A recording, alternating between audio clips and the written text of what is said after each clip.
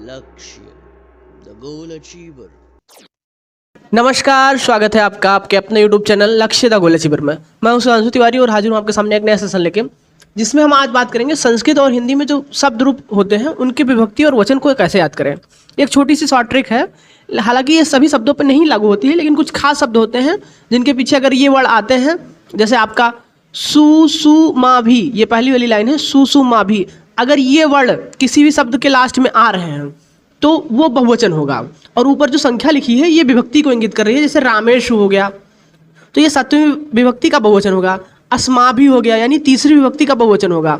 बालका नाम, देखिए बालका नाम में यानी ये जो है आखिरी में माँ आ रहा है, यानी बालका नाम ये छठवीं विभक्ति का बहुवचन होगा। इस प्रकार से आप देख सकते हैं कुछ खास शब्द जो होते हैं जिनके अगर लास्ट में ये वर्ड आ रहे हैं तो वो ऊपर जो संख्या लिखी है उस विभक्ति का होगा और बहुवचन का होगा। ठीक उसी प्रकार से अगर हम नीचे वाले ट्रिक की बात करें, नितस्य य नेते आ, देखिए अगर नी आ रहा है तो सातवीं विभक्ति का एक वचन होगा। ऊपर और नीचे वाली ट्रिक पे ध्यान दीजिएगा अगर आप लोग, तो ये भी 7 से शुरू हो रहा था, ये भी 7 से शुरू हो रहा है, ये भी 3 से खत्म हो रहा था, ये भी 3 से खत्म हो रहा है। और अगर बात करें और सभी वर्णों की तो ता के लिए 5वीं विभक्ति होगी, अस्य के लिए 6वीं होगी। अब देखिए यहाँ पे 2 सा है, दोनों के लिए 7 है, लेकिन ये छोटा सा है यानी एक घटा देंगे, 6वीं विभक्ति होगी। ऐसा याद कर सकते हैं, याद करने के लिए ऐसा हो सकता है। अब अगर बात करें ये नेते, तो इन तीनों के लिए ही चतुर्थी विभक्ति का प्रयोग होता है। ये नेते, अगर ये तीनों शब्द आ रहे हैं, किसी भी शब्द के आखिरी में अगर ये तीनों वर्ड आ रहे हैं ये नेते, तो वो चतुर्थी विभक्ति एक वचन का होगा। नीचे के जितने भी अगर शब्दों में आखिरी वर्ड ये आ रहे हैं तो ये सब एक वचन का होगा, ऊपर के जितने हैं ये सब बहुवचन के होंगे। और ऊपर जो संख्या लिखी है ये विभक्ति को दर्शाती है, यानी जो ये संख्या लिखी है ऊपर की ये विभक्ति है और ये आपका वचन है। इधर विभक्ति, ये जो जितनी संख्या लिखी है ये विभक्ति है और ये जो है वचन है। जैसे बात करते हैं अस्माभि की बात करें, तीसरा वाला देखिए, ये अस्माभि लास्ट में भी आ रहा है, तो अगर आप अस्माभि का अश का शब्द रूप देखेंगे तो अस्माभि यानी तृतीय विभक्ति बहुवचन का होगा। ठीक उसी प्रकार से अगर आप बालका नाम अगर देखें, बालक का है तो ये 6वीं विभक्ति का होगा और बहुवचन का होगा बालका नाम। ठीक है, फला नाम ये भी जो है 6वीं विभक्ति का बहुवचन होगा, आप लोग इसको जाके चेक कर सकते हैं। रामेशु ये जो है 7वीं विभक्ति बहुवचन होगा। ठीक, अगर इसी प्रकार से दूसरे वाले ट्रिक में जाएं तो ये राजनी, जैसे ये 7वां है राजनी यानी 7वीं विभक्ति का एक वचन होगा। ठीक है, इस प्रकार से याद रख सकते हैं हम। जैसे जितने भी अगर ये वर्ड हैं, अगर शब्द के लास्ट में अगर आ रहे हैं तो ऊपर जो संख्या लिखी है उसकी विभक्ति दर्शाएगा और ये एक वचन का होगा। अब जैसे कुछ शब्दों पे चलते हैं तब आपको ज़्यादा स्पष्ट हो जाएगा। जैसे देखिए आत्मने, ये शब्द रूप है आत्मन के कौन सी विभक्ति कौन से वचन का, तो देखिए आत्मने, अगर हम पहले ट्रिक पे जाएं सु सु म भी, तो उसमें ने नहीं आ रहा है, यानी पहले ट्रिक पे ये नहीं है। अब ने हमें ढूंढना है। दूसरे में देखें नितस्य ये नेते आ, देखिए ने यहाँ पे लास्ट में ने है, यहाँ भी लास्ट में ने है, यानी ये चतुर्थी विभक्ति एक वचन का होगा। इस ट्रिक के हिसाब से चतुर्थी विभक्ति एक वचन का होगा। अब ऑप्शन में ढूंढते हैं, अगर चतुर्थी विभक्ति एक वचन है तो ये आपका सही जवाब है, यानी आत्मने जो शब्द रूप है वो आत्मन की चतुर्थी विभक्ति एक वचन का है। उम्मीद करते हैं आपको समझ में आया होगा। अब बढ़ते हैं दूसरे प्रश्न की तरफ। सरिता रूप है शरद धातु के कौन से वचन का, देखिए सरिता, देखिए इसमें हमें ता नहीं ढूंढना है। अगर आप ता को ढूंढने लगेंगे यहाँ पे जाके कि ता 5वीं विभक्ति और एक वचन, 5वीं विभक्ति और एक वचन का होगा, तो ये गलत हो जाएगा।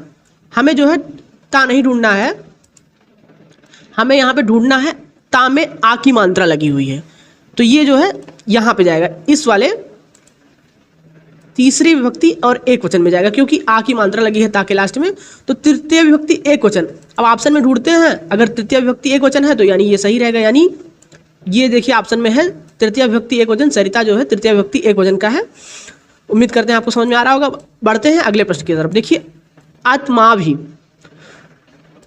लास्ट में भी है और हम लोग के ट्रिक में सुसु म भी, पहली वाली देखिए, हम लोग के ट्रिक में जो है सुसु म भी, यानी पहली वाली ट्रिक में देखिए अगर भी, देखिए यहाँ पे जो है भी आ रहा है, यानी तृतीय विभक्ति और बहुवचन होगा अस्मा भी, तृतीय विभक्ति बहुवचन का होगा। अब हम लोग यहाँ पे देखते हैं आत्मा भी जो है तृतीय विभक्ति बहुवचन ऑप्शन में भी है यानी ये भी है लास्ट में, सुसुम भी तृतीय विभक्ति बहुवचन होगा। सुसुम भी यानी अगर लास्ट में अगर ये वर्ड आ रहे हैं किसी भी शब्द के तो वो ऊपर जो संख्या लिखी रहेगी उसका होगा और बहुवचन होगा। नीचे नीतस ये नेते आ यानी ये सब एक वचन के होंगे, ऊपर जो संख्या लिखी रहती है उस विभक्ति का होगा। अब बढ़ते हैं चौथे प्रश्न की तरफ। देखिए चौथा है राजन शब्द रूप है।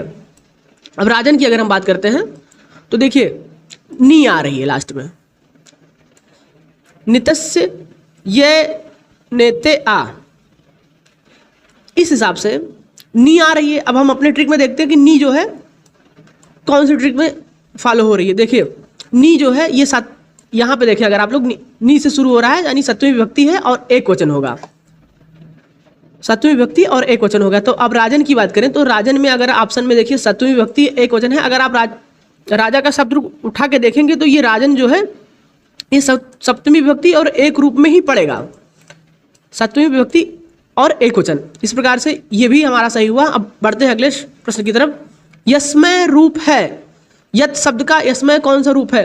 अब देखिए ये जो है सुषम भी यानी पहली ट्रिक में नहीं है। नितस ये नेतया ये यानी ए की मात्रा पे हमें ध्यान देना है। यहाँ पे ए की मात्रा जो है ये हमारी जो पढ़ रही है, दूसरी ए की मात्रा जो है ये हमारी देखिए ये यहाँ पे पढ़ रही है ये जो है चौथी विभक्ति की होगी और एक वचन का होगा। देखिए ए नेतया ए नेते ये सब चतुर्थी विभक्ति एक वचन के होंगे। तो यहाँ पे जो है हमारा जो है यस्मय है ये चतुर्थी विभक्ति और एक वचन का होगा। अब देखिए ए है, ए की मात्रा हम ध्यान दें तो वहाँ पे नितस्य ये नेत्या यानी चतुर्थी विभक्ति एक वचन। तो इस प्रकार से इस ट्रिक के हिसाब से अगर ये खास जो वर्ण है किसी शब्द के आखिरी में आ रहे हैं तो उस ट्रिक के हिसाब से हम अंदाजा लगा सकते हैं।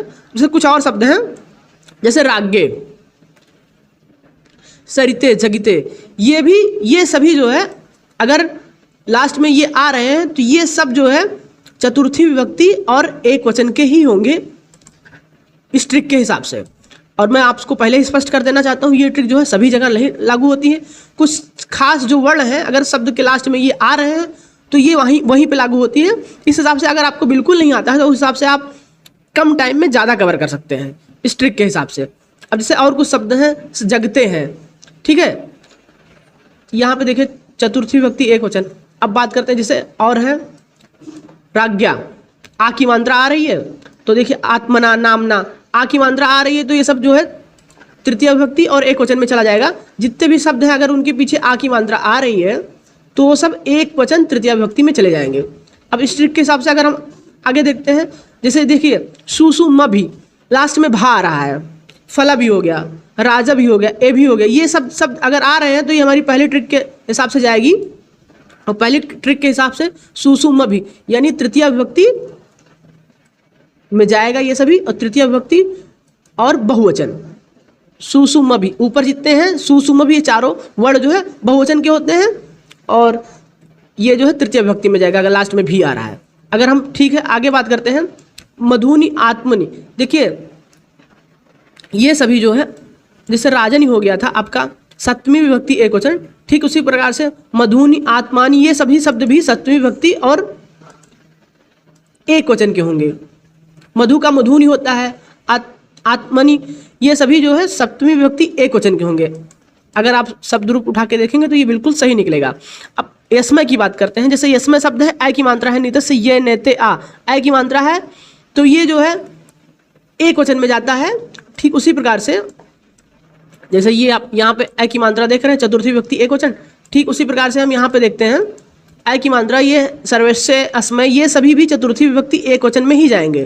तो ये कुछ खास वर्ण हैं जो अगर शब्द के पीछे आ रहे हैं तो आप इस ट्रिक के माध्यम से याद कर सकते हैं। जैसे अगर लास्ट में सुसुम भी यानी पहला वाला जो ट्रिक है अगर ये वर्ड आ रहे हैं किसी भी शब्द के अंत में तो यानी ये जो उसके ऊपर संख्या लिखी है उसकी विभक्ति होगी और वचन उसका बहुवचन ही होगा।